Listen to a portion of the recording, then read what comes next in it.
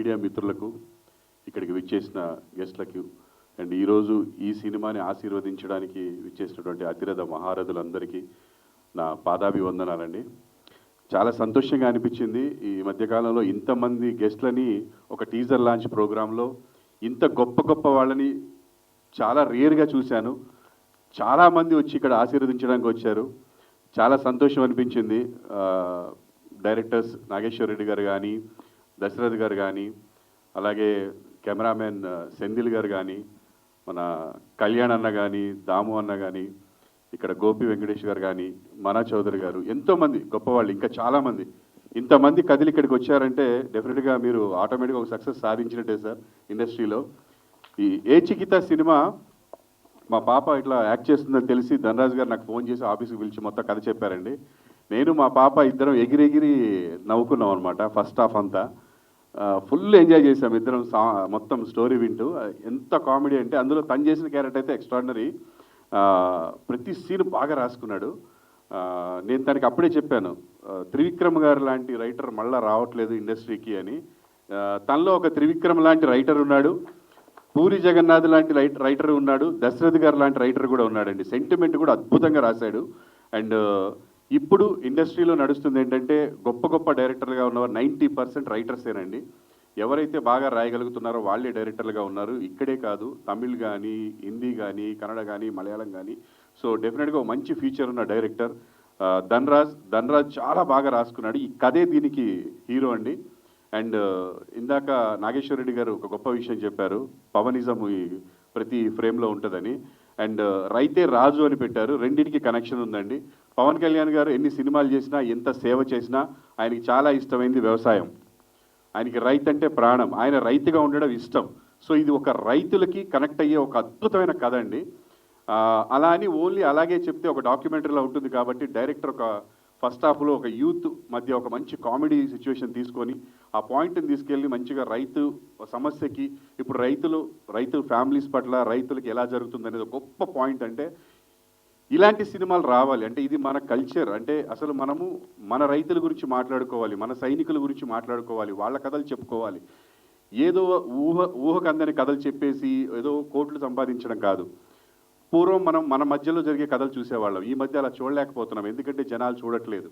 దయచేసి మీడియాని కానీ జనాల్ని కానీ రిక్వెస్ట్ చేస్తుంది ఏంటంటే ఇలాంటి సినిమాల్ని బతికించండి, చూడాలి, అందరూ ఎంకరేజ్ చేయండి. మీడియా వాళ్ళు, జనాలు వచ్చి ఇలాంటి సినిమాల్ని చూడండి, ఎందుకంటే మన కథలు రావాలి. ఈ మధ్య కాలంలో మీరు చూసిన పెద్ద పెద్ద సినిమాల్లో ఎక్కడన్నా మీరు కనపడ్డారా? మీ చుట్టాలు కనపడ్డారా? లేకపోతే మీ నాన్నగారు కనపడ్డాడా? మీ చుట్టుపక్కల ఉన్న వాళ్ళు కనపడ్డారా? లేదు కదా.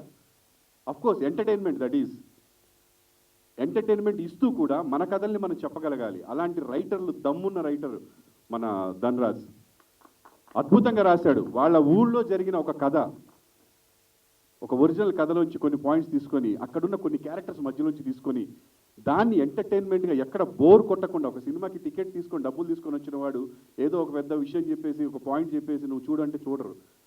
అది లేకుండా ఎంటర్టైన్మెంట్ వేళ చెప్తూ ఒక అద్భుతమైన మ్యూజిక్ని అందిస్తూ గొప్ప పాటల్ని, ఏదో పాటలు 5 పాటలు పెట్టాలని కాకుండా సిచ్యువేషన్ తగ్గట్టుగా ఒక 3 పాటలు కరెక్ట్గా వచ్చినాయి, 3 పాటల్ని పెట్టి. అండ్ ఆర్టిస్టులను కూడా ఇదేదో వాళ్ళని పెట్టి బిజినెస్ చేయాలి ఇలా కాకుండా ఎవడు సూట్ అవుతాడో వాళ్ళని సెలెక్ట్ చేసుకొని పెట్టుకున్నారు ఇందులో, ఈ సినిమాలో. గొప్ప విషయం ఏంటంటే ఇందాక దేవి గారు చెప్పినట్టు 3 కెమెరాలు ఉంటాయి. నిజంగా బాగా యాక్ట్ చేయగలిగిన వాడే ఈ సినిమాలో చేయగలిగాడు. ఈ సినిమాలో చేసిన ప్రతి యాక్టర్ అద్భుతమైన యాక్టర్. ఎందుకంటే నేర్చుకొని చెప్పాలి. ఇప్పుడు ఏదో పక్కన ప్రాంప్టింగ్ ఇస్తుంటే చెప్పేసి తర్వాత రిలాక్స్ అవ్వడం కాదు. ఎందుకంటే 3 కెమెరాలు రన్ అవుతుంటాయి. ఎక్స్ప్రెషన్ క్లోజ్లో క్యాచ్ అవుతుంది, వైడ్లో క్యాచ్ అవుతుంది. అంజీ గారు మామూలుగా ఉండదు వర్క్. అంజీ గారితో సీరియస్గా హిట్లర్లా ఉంటారు ఆయన సెట్లో. బయట ఫ్రెండ్షిప్ కానీ ఆయన సెట్లో హిట్లర్. ఎందుకంటే ఆ సీరియస్నెస్ ఉండాలి. అంటే నేను ఇండస్ట్రీకి వచ్చిన కొత్తలో చూశాను ఇలాంటి వర్క్ స్టైల్. ఈ సినిమాకి ఖర్చు పెట్టిన ప్రతి రూపాయి కూడా మీకు ఫ్రేమ్లో కనిపిస్తుంది, ప్రతి రూపాయి. ఇప్పుడు వస్తున్న సినిమాల్లో మీకు సినిమాలో ఏం కనిపించదు. ఇదేంట్రా 100 కోట్లు అయిందంటున్నాడు, 150 కోట్లు అయిందంటున్నాడు అంటాం మనం. ఇది ఎన్ని కోట్లు అయిందనేది మీకు ప్రతి ఫ్రేమ్లో కనిపిస్తుందండి. సినిమా కోసమే ఖర్చు పెట్టారు ప్రతి పైసా, ఎక్కడ వృధా పోలేదు. నేను ఎంతగా ఇంప్రెస్ అయ్యానంటే అంజీ గారి వర్క్ యాజ్ ఏ ప్రొడ్యూసర్గా, అశోక్ గారు కానీ అంజీ గారు కానీ, అన్న కెమెరామెన్గా ఉంటూనే ఇది ప్రొడ్యూస్ చేస్తున్నప్పుడు, నేను ప్రొడ్యూస్ చేసినప్పుడు కొంత డబ్బు వృధా అయిపోయింది. నేను మళ్ళీ ప్రొడ్యూస్ చేస్తే అన్నను ప్రొడ్యూసర్గా పెట్టుకుందాం అనుకున్నాను నా డబ్బులతోటి. అన్న నీ డబ్బులతో కాదు, నువ్వు భయపడకు, నా డబ్బులతోటి అన్నని ప్రొడ్యూసర్గా పెట్టుకోవాలనుకున్నాను. అంత మంచి ప్లానింగ్ అండి, అద్భుతమైన ప్లానింగ్, అనుకున్నది అనుకున్నట్టు అయిపోవడం, ఎటువంటి అంతరాయం రాకుండా. నిజంగా ఆ కొండగట్టు ఆంజనేయ స్వామి మీకు ఆశీర్వాదం ఇచ్చినట్టున్నాడు. ఏ రోజు ఎటువంటి అంతరాయం జరగకుండా ఒక సింగిల్ షెడ్యూల్లో అద్భుతంగా పూర్తి చేశాడు. అండ్ ఇందులో నాకు మంచి క్యారెక్టర్ కూడా ఇచ్చారండి. అంటే నేను మా పాప స్టోరీ వినడానికి వెళ్ళాను. ఆ తర్వాత తను సార్ మీరు కూడా యాక్ట్ చేయాలన్నాడు. సరే అంటే సూపర్ క్యారెక్టర్ సరే అంటే తను చెప్తే చాలా బాగుంటుంది, నేను దాన్ని రీచ్ అవ్వడానికి ట్రై చేశాను అనుకుంటాను. అందులో ఒక ఊత పదం ఉంటుందండి. అండ్ నేను ఇలాంటి క్యారెక్టర్ అంటే పోలీస్ క్యారెక్టర్స్, నేను సినిమాల్లో ఎక్కువ ఫేమ్ అయింది కూడా పోలీస్ క్యారెక్టర్స్ ద్వారానే. ఆపరేషన్ దుర్యోధన, మైసమ్మ ఐపీఎస్ అలాంటి సినిమాల్లో హీరోగా కూడా చేశాను పోలీస్గా. కానీ ఇందులో పోలీస్ వచ్చేసి చిన్న కామెడీ టచ్ ఉన్నటువంటి ఒక అదే అదే నా మ్యానేజర్ అనమాట. తెల్లదా నాదెల్దా అని చెప్పి ఒక ఇది ఉంటుందండి. చాలా కరెక్ట్ టైమింగ్లో బాగా పడింది. నాకు చాలా సంతోషం అనిపించింది మంచి క్యారెక్టర్ చేసినందుకు. అండ్ అందరూ బాగా చేశారు. అండ్ నా కూతురు ఇప్పుడు బాగా మేకోవర్ అయింది. అప్పుడు కొంచెం ఆ సినిమా చేస్తున్నప్పుడు ఇంత హీరోయిన్ ఇలా ఏం లేదు. అప్పుడే జస్ట్ అంటే ఆ క్యారెక్టర్ డైరెక్టర్గా చెప్తారంట, తనకి ఊళ్ళో ఉన్నప్పుడు ఎలా ఉండాలంటే ఇట్లా ఉండకూడదు, ఎట్లుంటే తీసుకునేవాడు కాదు, ఎలా ఉండాలో అలా ఉంది ఆ సినిమాలో. ఆ పల్లెటూరులో పెరుగుతున్న ఒక అమ్మాయి, బావ మీద ప్రేమతో ఉన్న అమ్మాయి, ఆ వచ్చి రాని ఇంగ్లీష్ మాట్లాడుతున్న అమ్మాయి, అలా ఉండాలని చెప్పి కొంచెం లావు కూడా అవ్వమన్నారు. అప్పుడు నేను టెన్షన్ పడ్డాను, హీరోయిన్గా చేయాలనుకుంటుంది మళ్ళీ లావు అయితే వెళ్ళారా బాబు అని. అంటే అలాగే ఉండాలి సార్ న్యాచురల్గా అని చెప్పి. సో సినిమాని చాలా బాగా తీశారు. ఇంకా చాలా మాట్లాడవచ్చు నేను, కానీ టైం అయిపోతుంది కాబట్టి ఇంకా చాలామంది మాట్లాడాలి. అవినాష్ అప్పంచి వెయిట్ చేస్తున్నాడు, ఏంట్రా బాబు వీడు, నేను మా తమ్ముడు కోసం వచ్చానా, ప్రభాకర్ కూతురు కోసం వచ్చానా అన్నట్టుకున్నాడు. మీ తమ్ముడు కోసమే, మీ తమ్ముడు చాలా బాగా చేశాడు అవినాష్, అద్భుతంగా చేశాడు. వాడికి మంచి బ్రేక్ వస్తుంది. అండ్ గ్యాంగ్ అందరికీ బ్రేక్ వస్తుంది. థ్యాంక్ యూ అందరికీ. ఇంకా ఎస్పెషల్లీ సాంగ్స్ అన్న, నీ గురించి ఎంత చెప్పినా తక్కువే, ఏ ఫంక్షన్లో చెప్పినా తక్కువే. ఫ్యూచర్లో మీతో నేను వర్క్ చేయాలని కోరుకుంటున్నాను మనస్ఫూర్తిగా. యాజ్ ఎ డైరెక్టర్గా మిమ్మల్ని మ్యూజిక్ డైరెక్టర్గా నేను పెట్టుకొని చేయాలని నా కోరిక.